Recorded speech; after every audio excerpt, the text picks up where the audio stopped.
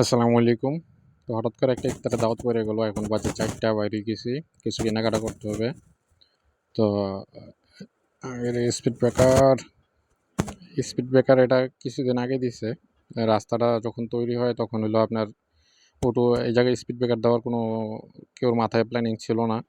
তো রাস্তাটা যখন কমপ্লিট হয়েছে তখন দেখা গেছে এই রাস্তা দিয়ে আপনার প্রাইভেট জেট যায়, রকেট যায়, উড়োজাহাজ যায়, জাহাজ যায়। ঠিক আছে? তো এটা যাওয়ার কারণে পরে হয়তোবা এদের মাথায় আসছে যে, যেকোনো কিছুর বিনিময়ে হোক নিজেদের পকেটের টাকা দিয়া একটা স্পিড ব্রেকার দেওয়া দরকার। তো স্পিড ব্রেকার ওরা নিজেদের টাকা দিয়ে দিছে। এই যে সাইডে দোকানদার দেখতেছেন এরা নিজেদের টাকা, পকেটের টাকা দিয়ে স্পিড ব্রেকার দিছে। কি জন্য দিছে জানেন? এই জায়গায় কিছু ব্রেইনলেস ড্রাইভার আছে। এরা এত স্পিডে যায় যে এই রাস্তাটা কোনোভাবেই ১৫, ২০, ২৫ এর উপরে চালানোর মতো কোনো রাস্তা না। কিন্তু যাদের হাতে থ্রটল থাকে এরা মনে করে যে এই রাস্তাটা মনে হয় যে এদের রেসিং ট্র্যাক।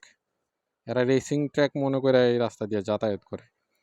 তো এইজন্য এই জায়গায় স্পিড ব্রেকারগুলো দিছে। তো যারা স্লো চালায় তাদের আবার একটু সমস্যা হয়ে গেছে যে একটু স্লো একটা লিমিট স্পিডে চালায়, তারপরেও দেখা গেছে কি স্পিড ব্রেকারের সামনে এসে একটা ব্রেক ধরা লাগে।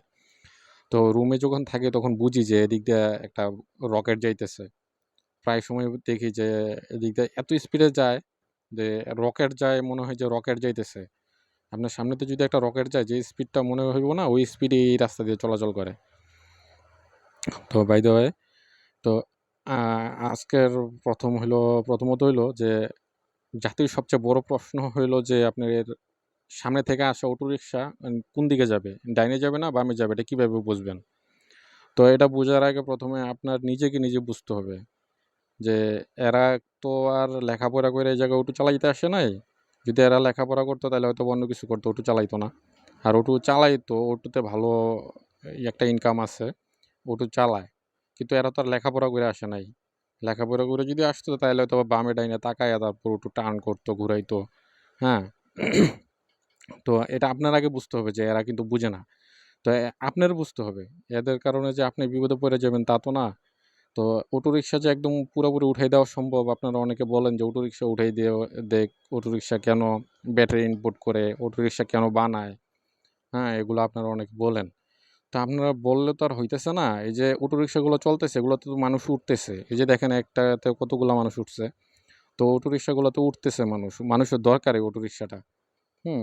তো আপনি প্রথমত আপনার স্পিডটাকে কন্ট্রোল করতে হবে। আপনার স্পিড যে হাতে থ্রটল পাইছেন, ভুম করে দিবেন আর গাড়ি ভুঁ করে দৌড় দিবে। এরকম তো না। তো স্পিড আছে বইলা যে আপনি স্পিড উঠাইবেন এমনও না।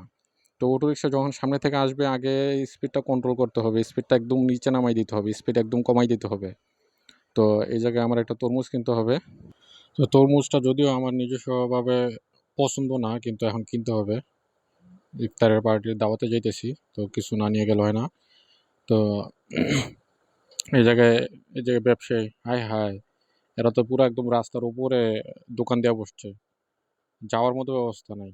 অটোগুলো সাইডে দাঁড়ায় রইছে যাত্রী নেওয়ার লাইগা, আর এদিকে আবার রাস্তার উপর দোকান দেয়া বসছে। আর এত মানুষজন রাস্তায় আজকে, দোকানে সারাটা দিন বইসা রইছে, একটা কাস্টমার নাই। আর সব মানুষ এই জায়গায় রাস্তায় কাপড়-চোপড় কিনতেছে। এদের মনে হয় যে কাপড়-চোপড় নাই, সব নষ্ট হয়ে গেছে। ঈদে সব কাপড়-চোপড় একদম কিনা নিতে হবে। এদের বাঙালির কথা কি বলবো? যখন একটু শীত পড়ে তখন একদম মাথা নষ্ট হয়ে যায়। শীতের কাপড়ের দোকানে একদম ভিড়া যায় না। এই যে তরমুজ, আজকে তরমুজের রেট চলতেছে হলো ৳৪৫ কইরা কেজি। তো একটা তরমুজ বললাম যে এটা ভালো দেখে কিনা দেখে দিতে। তো এরা আমি একটা বাইসা বুইচা নিয়েছি।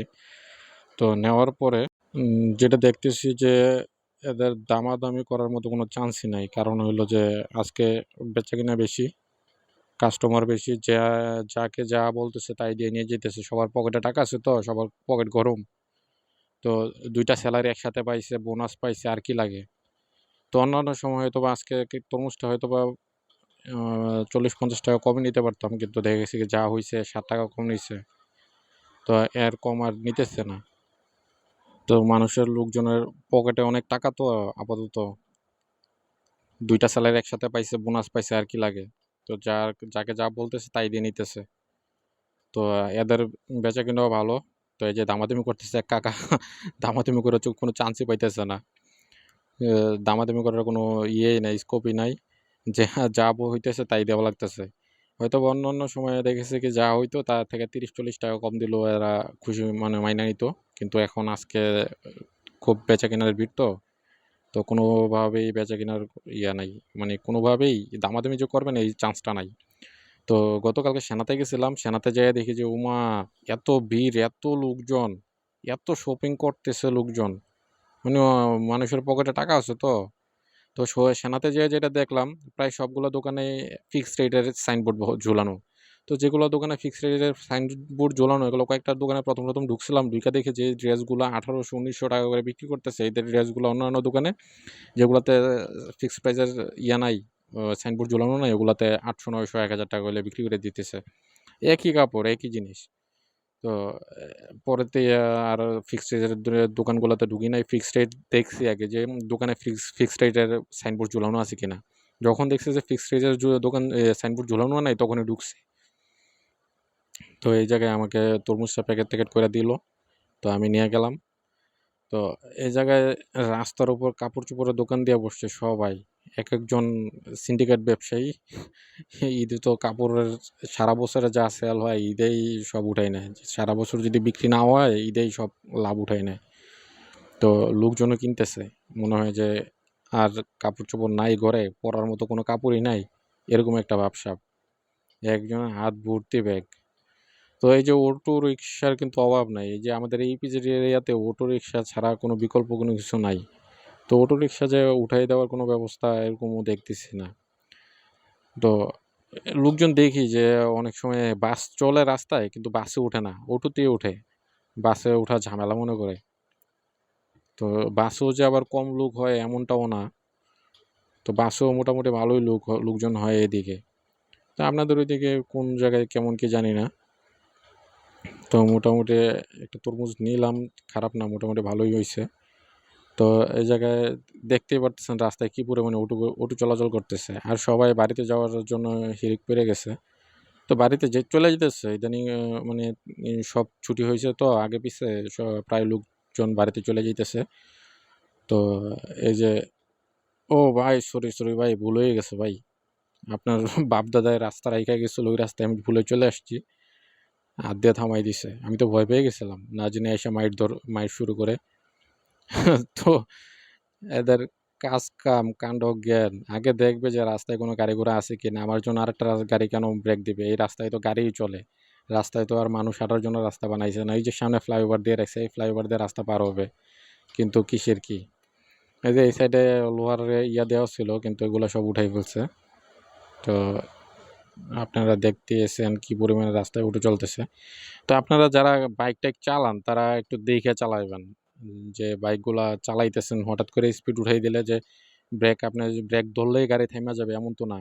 ব্রেক ধরলে গাড়ি রাস্তার চাকার সাথে ফ্রিকশনটা ঠিক থাকতে হবে। তখন যা ব্রেকটা ধরবে। আপনি ব্রেক ধরলেই যে গাড়ি থাইমা যাবে এমন না। তো ১ম এ আপনার স্পিডটা আপনার আয়ত্তে রাখতে হবে যে হঠাৎ করে যেকোনো কিছুর সামনে চলে আসতে পারে। আজকে একটা ভিডিও দেখলাম। ভিডিওতে দেখলাম যে একটা মহিলা রাস্তায় আসছে। সুস্থ মহিলা রাস্তায় কি সুন্দরভাবে হাইটা আসছে। আইসা বাম দিকে তাকাইয়া একটু সামনের দিকে রাস্তায় উঠছে। উঠতেই না উঠতেই একটা বাইক আসছে যে বাইকটার স্পিড না হইলেও ৮০ থেকে ৯০ হবে। আর যে রাস্তাটা দেখছি ওই রাস্তায় ৮০-৯০ এ বাইক চালানোর মতো কোনো ব্যবস্থাই নাই। ওইটা ৮০-৯০ এ চালানোর মতো রাস্তা না। তো আইসা ডাইরেক্ট হিট করে দিছে। কোনো প্রকার ব্রেক ধরে নাই। যে স্পিডে আসছে একদম এই স্পিডেই হিট করে দিছে।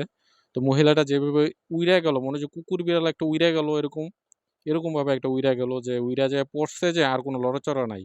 আমি 120% সিউর যে এই মহিলার আর বাঁচার কোনো চান্সই নাই। আর বাঁচার দরকারও নাই এই মহিলার। যেভাবে মারছে এই মহিলার বাঁচার দরকারও নাই।